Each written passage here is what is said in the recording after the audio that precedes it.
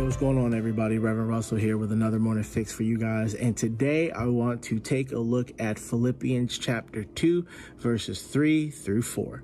All right. Let's just read it so we can jump right into it. It says, "Do nothing out of selfish ambition or vain conceit. Rather, in humility, value others above yourselves, not looking to your own interest, but each of you to the interest of others."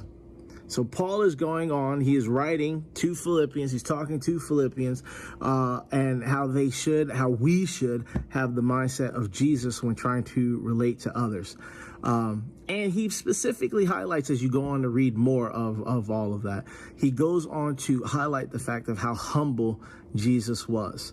And so I think you have to ask yourself, what does it really mean to be selfish ambition or vain conceit? And I'm specifically referencing that because as I was looking into this verse and putting together what I wanted to say, this came up. So let me read it for you. It's a quote from Got Questions. And it says this, quote, "First, let's define a few terms. Selfish ambition can be understood as motivation to elevate oneself or to put one's interest before another's. It is self above other approach.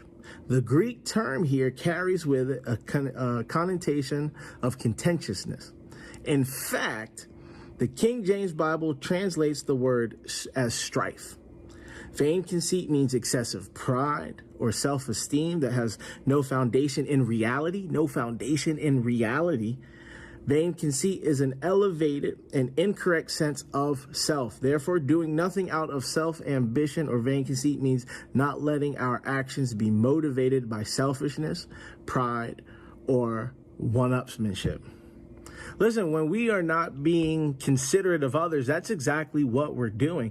And it's the quote that I just read to you simply breaks it down as ungrounded reality, self-esteem in an ungrounded reality. And so what happens is when we don't take the time out to allow this verse to imprint on our hearts, when we don't take the time to think about and acknowledge the fact that Jesus was very humble and considerate of others in everything that he did, when we don't allow that to imprint on ourselves, not only are we being inconsiderate, not only are we not caring about others, but we are being downright upfront, boldly selfish. All right. And again, an unfounded self-esteem.